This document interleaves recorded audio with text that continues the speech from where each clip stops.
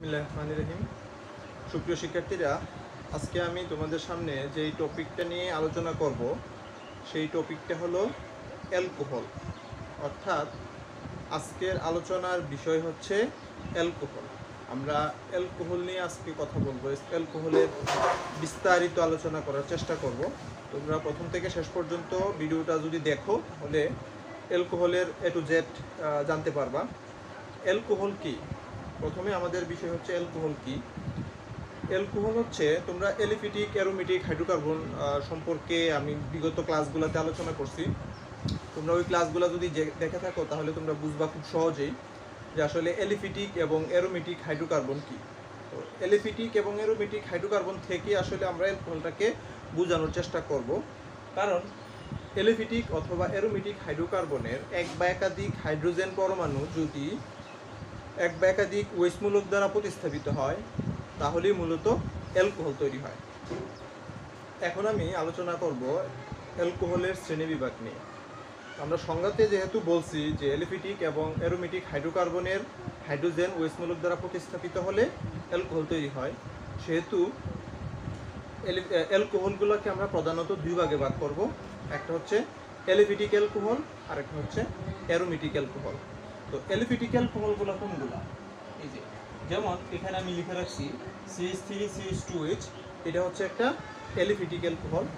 এটার নাম হচ্ছে আমাদের ইথানল, কারণ এটা একটা অ্যালিফিটিক হাইড্রোকার্বন থেকে উৎপন্ন হয়েছে। আবার অ্যারোমেটিক হাইড্রোকার্বন থেকে, যেমন এটা একটা অ্যারোমেটিক হাইড্রোকার্বন ছিল, অ্যারোমেটিক হাইড্রোকার্বন থেকে হাইড্রোকার্বনের একটা হাইড্রোজেন যখন ওয়েস্টমূলক দ্বারা প্রতিস্থাপিত হয়েছে তখন আসলে এখানে অ্যারোমেটিক অ্যালকোহল তৈরি হয়েছে। তারপর আমরা দেখব যে বন্ধনের প্রকৃতি অনুসারে আসলে অ্যালকোহলগুলো কয় প্রকার। বন্ধনের প্রকৃতি অনুসারে অ্যালকোহল দুই প্রকার, একটা হচ্ছে সম্পৃক্ত অ্যালকোহল আর একটা হচ্ছে অসম্পৃক্ত অ্যালকোহল। তো সম্পৃক্ত অ্যালকোহল হলো কোনগুলা? যখন কার্বনের সাথে কার্বনের কোনো দ্বিবন্ধন বা তিন বন্ধন থাকবে না তখন আমরা তাকে বলবো সম্পৃক্ত অ্যালকোহল। আর যদি অসম্পৃক্ত অ্যালকোহল হবে অন্ততপক্ষে কার্বনের সাথে কার্বনের একটা দ্বিবন্ধন অথবা তিন বন্ধন থাকবে, তাহলে দ্বিবন্ধন থাকলে তখন এটাকে আমরা বলবো অসম্পৃক্ত অ্যালকোহল। আর যদি কোনো দ্বিবন্ধন না থাকে তখন আমরা তাকে বলবো সম্পৃক্ত অ্যালকোহল। তারপরে হচ্ছে ওইচমূলকের সংখ্যা অনুযায়ী ওইচমূলক কয়টা যুক্ত আছে তার উপর ভিত্তি করে অ্যালকাইল এই অ্যালকোহলগুলোকে আমরা আসলে তিনটে ভাগে ভাগ করব। একটা হচ্ছে মনোহাইড্রিক অ্যালকোহল, যখন একটা ওইচমূলক থাকবে তখন তাকে বলবো আমরা মনোহাইড্রিক অ্যালকোহল। যখন দুইটা ওইচমূলক থাকবে তখন আমরা তাকে বলবো ডাইহাইড্রিক অ্যালকোহল। এখন তিনটা থাকলে ট্রাইহাইড্রিক বলা যায়, তবে তিনের বেশি যখন ওয়েস্টমূলক থাকবে তখন আমরা তাকে বলবো পলিহাইড্রিক অ্যালকোহল। তো এভাবে আসলে অ্যালকোহলগুলোকে আমরা আসলে শ্রেণীবিভাগ করব। মনোহাইড্রিক অ্যালকোহলগুলা আবার তিন প্রকার, যেমন এক নম্বর হচ্ছে প্রাইমারি বা 1 ডিগ্রি অ্যালকোহল, সেকেন্ডারি বা 2 ডিগ্রি অ্যালকোহল এবং টারশিয়ারি বা 3 ডিগ্রি অ্যালকোহল। তাহলে আমরা দেখব আসলে 1 ডিগ্রি অ্যালকোহল কাকে বলে, বা 1 ডিগ্রি অ্যালকোহল কোনগুলা, 2 ডিগ্রি অ্যালকোহল কোনগুলা, 3 ডিগ্রি অ্যালকোহল কোনগুলা।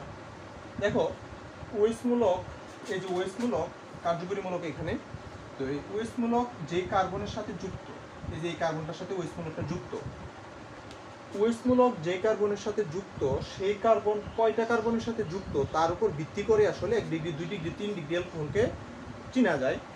যেমন এখানে ওয়েস্টমূলক যে কার্বনটার সাথে যুক্ত এই কার্বনটা একটা কার্বনের সাথে যুক্ত, এজন্য এটা হচ্ছে 1 ডিগ্রি অ্যালকোহল বা প্রাইমারি অ্যালকোহল। এখানে দেখো ওয়েস্টমূলক যে কার্বনের সাথে যুক্ত সেই কার্বনটা আবার দুইটা কার্বনের সাথে যুক্ত, এজন্য এটাকে আমরা বলবো 2 ডিগ্রি অ্যালকোহল বা সেকেন্ডারি অ্যালকোহল। আবারও বলি, ওয়েস্টমূলক যে কার্বনের সাথে যুক্ত সেই কার্বনটা আসলে কয়টা কার্বনের সাথে যুক্ত থাকবে তার উপর ভিত্তি করে আমরা শ্রেণী বিভাগ করতে পারি প্রাইমারি, সেকেন্ডারি, টারশিয়ারি। যেহেতু ওয়েস্টমূলক এখানে কার্বনের সাথে যুক্ত এবং এই কার্বনটা পাশাপাশি দুইটা কার্বনের সাথে যুক্ত আছে, এজন্য এটাকে আমরা বলবো সেকেন্ডারি অ্যালকোহল। এখানে ওয়েস্টমূলক এই কার্বনের সাথে যুক্ত এবং এই কার্বনটা পাশাপাশি তিনটা কার্বনের সাথে যুক্ত, এজন্য এটাকে আমরা বলবো টারশিয়ারি বা 3 ডিগ্রি অ্যালকোহল। তাহলে আমরা খুব সহজে বুঝলাম যে মনোহাইড্রিক অ্যালকোহলকে যে শ্রেণী বিভাগ করলাম প্রাইমারি, সেকেন্ডারি, টারশিয়ারি। এখন আমরা অ্যালকোহলের প্রস্তুতি নিয়ে কথা বলবো। তো প্রথমে অ্যালকোহল প্রস্তুতির যে বিক্রিয়াটা আমরা দেখবো সেটা হচ্ছে অ্যালকাইল হ্যালাইড থেকে অ্যালকাইল হ্যালাইডের সাথে পটাশিয়াম হাইড্রোক্সাইড বিক্রিয়া করবে। এখানে পটাশিয়াম হাইড্রোক্সাইডটা আসলে জলীয় পটাশিয়াম হাইড্রোক্সাইড হতে হবে। যদি জলীয় না হয়ে অ্যালকোহলীয় পটাশিয়াম হাইড্রোক্সাইড হয়ে যায় তাহলে কিন্তু আমাদের অ্যালকোহল তৈরি হবে না, তখন আমাদের অ্যালকিন হয়ে যাবে। তাহলে অ্যালকাইল হ্যালাইডের সাথে পটাশিয়াম হাইড্রোক্সাইড, জলীয় পটাশিয়াম হাইড্রোক্সাইডকে যখন আমরা বিক্রিয়া ঘটাবো তখন এখানে এই যে হ্যালোজেনমূলক ওইস মূলক দ্বারা প্রতিস্থাপিত হবে, অর্থাৎ এখানে ওইস মূলকটা এখানে এসে বসবে, হ্যালোজেনটা চলে যাবে পটাশিয়ামের সাথে, তাহলে আমাদের অ্যালকোহল হয়ে যাবে পটাশিয়াম আয়োডাইড হবে বা পটাশিয়াম হ্যালাইড হবে। তারপর হচ্ছে বিজ্ঞান বিকারক থেকে, এই বিক্রিয়াটা খুবই গুরুত্বপূর্ণ একটা বিক্রিয়া, কারণ অনেক উদ্দীপকের মধ্যে আসলে এই বিক্রিয়াটা থাকে। তো কীভাবে আমরা বিজ্ঞান বিকারকের সাহায্যে অ্যালকোহল প্রস্তুত করব? তো অ্যালকাইল ম্যাগনেসিয়াম হ্যালাইড বা আয়োডাইড, এটাকে আমরা বলি সাধারণত বিজ্ঞান বিকারক। এই বিজ্ঞান বিকারকের সাথে অ্যালডিহাইড অথবা কিটোন, মনে রাখতে হবে অ্যালডিহাইড অথবা কিটোন বিক্রিয়া করে অ্যালকোহল তৈরি করে। তো এখানে অ্যালডিহাইডের মধ্যে যদি আমরা শুধুমাত্র মিথানল ব্যবহার করি, এই যেমন মিথানল ব্যবহার করলাম, তো মিথানলের সাথে বিজ্ঞান বিকারক বিক্রিয়া করে প্রথমে একটা অন্তর্বর্তী যৌগ তৈরি করে, পরবর্তীতে এটা আদ্র বিশ্লেষিত হয়, অম্লীয় আদ্র বিশ্লেষণের মাধ্যমে আসলে অ্যালকোহল তৈরি হয়। তো মনে রাখতে হবে যদি মিথানল ব্যবহার করা হয় বিজ্ঞান বিকারকের সাথে, তাহলে আমরা যে অ্যালকোহলটা পাবো সেই অ্যালকোহলটা হচ্ছে 1 ডিগ্রি অ্যালকোহল। মিথানল ছাড়া অন্য যে কোনো অ্যালডিহাইড ব্যবহার করলে আমরা আসলে সেখান থেকে 2 ডিগ্রি অ্যালকোহল পাবো, আর যদি আমরা কিটোন ব্যবহার করি তাহলে 3 ডিগ্রি অ্যালকোহল পাবো। এই ব্যাপারটা আসলে খুবই গুরুত্বপূর্ণ মনে রাখার বিষয় যে অ্যালডিহাইড এবং কিটোনকে বিজ্ঞান বিকারকের সাথে বিক্রিয়া করলে আসলে আমাদের কি তৈরি হয়? অ্যালকোহল তৈরি হয়। তাহলে অ্যালকোহলটা আসলে কোন ধরনের অ্যালকোহল হবে এটা নির্ভর করবে আমরা আসলে কোন ধরনের অ্যালডিহাইড বা কিটোন ব্যবহার করতেছি। সাধারণত যদি মিথানল ব্যবহার করা হয় তাহলে শুধুমাত্র আমরা 1 ডিগ্রি অ্যালকোহল পাবো। মিথানল ছাড়া অন্য যে কোনো অ্যালডিহাইড হোক তাহলে আমরা পাবো 2 ডিগ্রি অ্যালকোহল, আর যদি আমরা কিটোন ব্যবহার করি তাহলে 3 ডিগ্রি অ্যালকোহল পাবো। এই ব্যাপারটা একটু মনে রাখতে হবে গুছাইয়া, তাহলে তোমরা এই ব্যাপারটা একটু খুব ভালো করে মনে রাখবা। অ্যালকিন থেকে কিভাবে অ্যালকোহল প্রস্তুত করা যায় এখন আমরা সেই বিক্রিয়াটা দেখব। অ্যালকিনের সাথে আমরা যদি সালফিউরিক অ্যাসিড যোগ করি এবং তাপ দিই, তখন প্রথমে ইথাইল হাইড্রোজেন সালফেট তৈরি হবে, পরবর্তীতে ইথাইল হাইড্রোজেন সালফেটকে প্লাটিনাম প্রভাবকের উপস্থিতিতে পানির সাহায্যে পাতন করলে অ্যালকোহল তৈরি হবে। এভাবে আমরা অ্যালকিন থেকে অ্যালকোহল তৈরি করতে পারবো। তারপর হচ্ছে কার্বনিল যৌগ থেকে, কার্বনিল যৌগ থেকে আমরা জানি সাধারণত কার্বনিল যৌগ হচ্ছে কি, যাদের মধ্যে কার্বন সিউ মূলক বা সিএইচও মূলক যাদেরকে থাকবে, অর্থাৎ অ্যালডিহাইড কিটোন, মুখ্যত অ্যালডিহাইড এবং কিটোনগুলোকে সাধারণত আমরা কার্বনিল মূলক বলে থাকি। তাহলে এই কার্বনিল মূলককে যদি আমরা প্লাটিনাম প্রভাবকের উপস্থিতিতে হাইড্রোজেন দ্বারা বিজারিত করি তাহলে আমাদের অ্যালকোহল তৈরি হবে। তারপর হচ্ছে কার্বক্সিলিক অ্যাসিড থেকে, কার্বক্সিলিক অ্যাসিড থেকে কার্বক্সিলিক অ্যাসিডকে বিজারিত করলে অ্যালকোহল তৈরি হয়। এখানে আমরা লিথিয়াম অ্যালুমিনিয়াম হাইড্রাইড এবং ইথারের উপস্থিতিতে আসলে বিজারণটা সম্পন্ন করব, তাহলে কার্বক্সিলিক অ্যাসিড থেকে আমরা অ্যালকোহল পাবো। ঠিক একই রকমভাবে আমরা অ্যাসিড হ্যালাইড থেকেও অ্যালকোহল প্রস্তুত করতে পারি, একই রকম সেম বিক্রিয়া, অর্থাৎ এখানেও আমরা বিজারিত করব, অর্থাৎ বিজারিত করলে মূলত অক্সিজেনটা চলে যাবে আর কি, অর্থাৎ এখানে অক্সিজেনের সাথে হাইড্রোজেনের সাথে যুক্ত হবে, তাহলে উইচ হয়ে যাবে। আবার বাকি হাতটা আসলে কার্বনের বাকি হাতটার মধ্যে হাইড্রোজেন যুক্ত হবে, যত কার্বন থাকবে ঠিক তত কার্বনেরই আসলে অ্যালকোহল তৈরি হবে। এখন আমরা দেখব কিভাবে 1 ডিগ্রি 2 ডিগ্রি এবং 3 ডিগ্রি অ্যালকোহলের মধ্যে পার্থক্য করা যায়। তো 1 ডিগ্রি 2 ডিগ্রি 3 ডিগ্রি অ্যালকোহলের পার্থক্যের জন্য আমরা এখানে 3টা পদ্ধতি ব্যবহার করব। প্রথমে হচ্ছে লুকাস বিকারকের সাহায্যে। লুকাস বিকারক কি? লুকাস বিকারক হচ্ছে এই যে গাঢ় হাইড্রোক্লোরিক অ্যাসিড এবং জিঙ্ক ক্লোরাইড, এই দুইটার মিশ্রণকে বলা হয় লুকাস বিকারক। তাহলে লুকাস বিকারকের সাহায্যে কিভাবে আমরা 1 ডিগ্রি 2 ডিগ্রি 3 ডিগ্রি অ্যালকোহলকে পৃথকীকরণ করব বা পার্থক্যকরণ করব। সাধারণত 3 ডিগ্রি অ্যালকোহল লুকাস বিকারকের সাথে বিক্রিয়া করে, খুব দ্রুত বিক্রিয়া করে পদক্ষেপ তৈরি করে, অ্যালকাইল হ্যালাইডের পদক্ষেপ তৈরি করে। 2 ডিগ্রি অ্যালকোহল লুকাস বিকারকের সাথে বিক্রিয়া করে পদক্ষেপ তৈরি করে, তবে এখানে পার্থক্য হচ্ছে 3 ডিগ্রি অ্যালকোহল যেখানে খুব দ্রুত বিক্রিয়া করে আর 2 ডিগ্রি অ্যালকোহল সেখানে বিক্রিয়াটা করতে কিছুটা সময় নেয়, অর্থাৎ 5 থেকে 10 মিনিটের মধ্যে আসলে পদক্ষেপ তৈরি করবে। আর 1 ডিগ্রি অ্যালকোহল সাধারণত কক্ষ তাপমাত্রায় লুকাস বিকারকের সাথে কোনো বিক্রিয়া করে না, তার মানে এখানে খুব স্লো, অনেক ধীর গতিতে আসলে বিক্রিয়াটা হয়, ফলে অ্যালকাইল হ্যালাইড তৈরি হয়। তাহলে এখানে আমি বিক্রিয়াগুলো দিয়ে দিচ্ছি যে 3 ডিগ্রি অ্যালকোহল লুকাস বিকারকের সাথে বিক্রিয়া করে যে সাদা অদক্ষেপটা তৈরি করে, সেই অদক্ষেপটা খুব দ্রুত হয়। অর্থাৎ 3 ডিগ্রি অ্যালকোহলের মধ্যে লুকাস বিকারক যোগ করার সাথে সাথেই অদক্ষেপ তৈরি হয়, তাহলে আমরা বুঝবো যে এটা 3 ডিগ্রি অ্যালকোহল। তারপরে যদি 2 ডিগ্রি অ্যালকোহল হয়ে থাকে তাহলে অ্যালকোহলের সাথে লুকাস বিকারক যোগ করার 5 থেকে 10 মিনিট পরে আসলে অদক্ষেপ তৈরি হবে, তাহলে আমরা বুঝবো এটা হচ্ছে 2 ডিগ্রি অ্যালকোহল।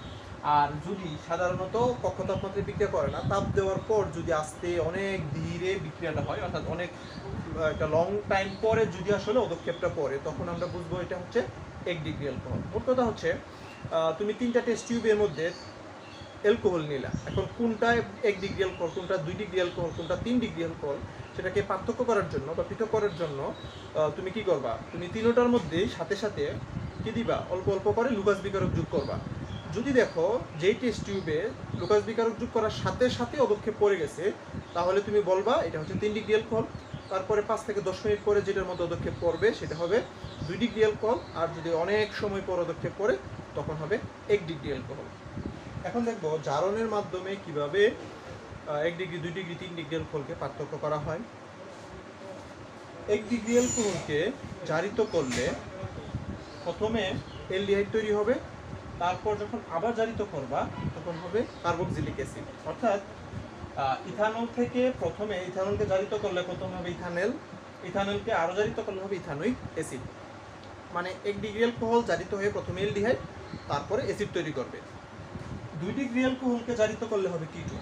যেমন এখানে আমি 2 ডিগ্রি অ্যালকোহলকে জারিত করছি, তো 2 ডিগ্রি অ্যালকোহলকে যখন জারিত করব তখন হবে প্রথমে কিটোন, আবার কিটোনকে যখন জারিত করা হবে তখন হবে কার্বক্সিলিক অ্যাসিড। তবে কিটোনের মধ্যে যতটা কার্বন থাকবে কার্বক্সিলিক অ্যাসিডে তার একটা কার্বন কমে যাবে। যেমন এখানে ছিল প্রোপানন, মানে কার্বন ছিল 3টা, কিন্তু উৎপাদ হয়েছে আমাদের ইথানোইক অ্যাসিড, মানে 2টা কার্বন। তাহলে আরেকটা কার্বন কোথায় গেল, আরেকটা কার্বন কার্বন ডাইঅক্সাইড হিসেবে অপসারিত হবে। আর 3 ডিগ্রি অ্যালকোহলকে সাধারণত জারিত করা সম্ভব না, অনেক কষ্টকর। 3 ডিগ্রি অ্যালকোহল প্রথমে পানি অপসারিত হয়, হওয়ার পর একটা অসম্পৃক্ত যৌগ তৈরি করে, অ্যালকিন তৈরি করে। পরবর্তীতে অ্যালকিনকে জারিত করলে হয় কিটোন, কিটোনকে জারিত করলে হবে আবার কার্বক্সিলিক অ্যাসিড। তো এইভাবে জারণের মাধ্যমে আসলে 1 ডিগ্রি, 2 ডিগ্রি এবং 3 ডিগ্রি অ্যালকোহলকে পৃথক করা যায়। তারপর আরেকটা হচ্ছে ডিহাইড্রোজিনেশনের মাধ্যমে। তো ডিহাইড্রোজিনেশনের মাধ্যমে কিভাবে করা হয়, অর্থাৎ ডিহাইড্রোজিনেশন প্রক্রিয়াটা কিভাবে হয়, আমরা কপার বাষ্পের উপর ভিতর দিয়ে, অর্থাৎ 300 ডিগ্রি সেলসিয়াস তাপমাত্রায় কপার প্রবাহকের উপর দিয়ে আমরা যদি 1 ডিগ্রি অ্যালকোহলকে চালনা করি, তাহলে এখান থেকে হবে অ্যালডিহাইড এবং সাথে হাইড্রোজেন গ্যাস উৎপন্ন হবে। 2 ডিগ্রি অ্যালকোহলের ক্ষেত্রে সেম কাজ যদি আমরা করি, অর্থাৎ কপার প্রবাহকের উপর উপস্থিতিতে 300 ডিগ্রি সেলসিয়াস তাপমাত্রা উত্তপ্ত করলে তখন হবে কিটোন। আর আমরা বলছি যে 3 ডিগ্রি অ্যালকোহলকে আসলে জারিত করা সম্ভব হয় না, তো এখানে 3 ডিগ্রি অ্যালকোহলকে যদি আমরা কপার বাষ্পের উপর দিয়ে চালনা করি তখন আসলে এখানে অ্যালকিন তৈরি হয়, সাথে পানি উৎপন্ন হয়। তো এভাবে আমরা লুকাস বিকারকের সাহায্যে, তারপরে জারণের মাধ্যমে, ডিহাইড্রোজিনেশনের মাধ্যমে এই 3টা প্রক্রিয়ায় অ্যালকোহলগুলোকে আসলে পার্থক্য করব। এখন আমরা দেখব কিভাবে অ্যালকোহল শনাক্ত করতে হয়। অর্থাৎ তোমাকে একটা স্যাম্পল দেওয়া হলো বা যে কোনো একটা নমুনা দেওয়া হলো, তোমাকে বলা হলো যে এখানে অ্যালকোহল আছে কিনা সেটা পরীক্ষা করার জন্য, তাহলে তুমি কিভাবে সেটা করবা। চলো আমরা দেখি কিভাবে আমরা অ্যালকোহলটাকে শনাক্ত করব। অর্থাৎ কোনো নমুনার মধ্যে অ্যালকোহল আছে কিনা সেই জিনিসটা জানার জন্য যে পদ্ধতি, সেটাই হচ্ছে আসলে অ্যালকোহল শনাক্তকরণ। তো আমরা এই অ্যালকোহল শনাক্ত করার জন্য আসলে 2টা পদ্ধতি ব্যবহার করব। একটা হচ্ছে ধাতব সোডিয়াম সহ পরীক্ষা, অর্থাৎ নমুনার মধ্যে সামান্য পরিমাণে ধাতব সোডিয়ামকে আমরা যোগ করে দিব। আমাকে যেই স্যাম্পলটা দেওয়া হবে সেই স্যাম্পলের মধ্যে আমি যদি সোডিয়াম যোগ করি, তাহলে যদি স্যাম্পলটার মধ্যে অ্যালকোহল থেকে থাকে তাহলে আসলে এখানে হাইড্রোজেন গ্যাস নির্গত হবে। হাইড্রোজেন গ্যাসের নির্গত হওয়া, অর্থাৎ হাইড্রোজেন গ্যাস যদি নির্গত হয় তাহলে আমরা বলতে পারবো যে আমাকে যে স্যাম্পল দেওয়া হয়েছিল বা নমুনা দেওয়া হয়েছিল সেই নমুনাতে আসলে অ্যালকোহল ছিল। 2 নম্বর পদ্ধতি হচ্ছে ফসফরাস পেন্টাক্লোরাইডের সাথে বিক্রিয়া করাবো। অর্থাৎ আমাকে যে স্যাম্পল দেওয়া হবে তার মধ্যে আমি প্রথমে ফসফরাস পেন্টাক্লোরাইড যোগ করব। তাহলে ফসফরাস পেন্টাক্লোরাইড যোগ করলে যদি নমুনার মধ্যে অ্যালকোহল থেকে থাকে তাহলে এখানে HCl তৈরি হবে, অর্থাৎ হাইড্রোক্লোরিক অ্যাসিড তৈরি হবে, আর সাথে ফসফরাস অক্সিক্লোরাইড আর অ্যালকাইল হ্যালাইড তৈরি হবে। এই যে HClটা তৈরি হইলো, এই HClকে এখন আমরা অ্যামোনিয়ার সাথে বিক্রিয়া ঘটাবো। অর্থাৎ ওই দ্রবণের মধ্যে আমরা পরবর্তীতে আবার কি দিব, অ্যামোনিয়া দিব। যদি দেখি যে অ্যামোনিয়া দেওয়ার পর যদি সাদা ধোঁয়া তৈরি হয় তাহলে আমরা শিওর হয়ে যাব যে আসলে আমার যে নমুনা দেওয়া হয়েছিল সেই নমুনাতে অ্যালকোহল ছিল। কারণ অ্যালকোহল থাকার কারণে অ্যালকোহল ফসফরাস পেন্টাক্লোরাইডের সাথে বিক্রিয়া করে HCl তৈরি করলো, আর HCl এর সাথে অ্যামোনিয়া বিক্রিয়া করে অ্যামোনিয়াম ক্লোরাইড তৈরি করলো, যেটা সাদা ধোঁয়ার সৃষ্টি করবে। তো এভাবে আমরা সাধারণত অ্যালকোহলগুলোকে শনাক্ত করব। আশা করি তোমরা এই লেকচারটা সবটা বুঝতে পারছো। আজকে এতটুকুই। আল্লাহ হাফেজ।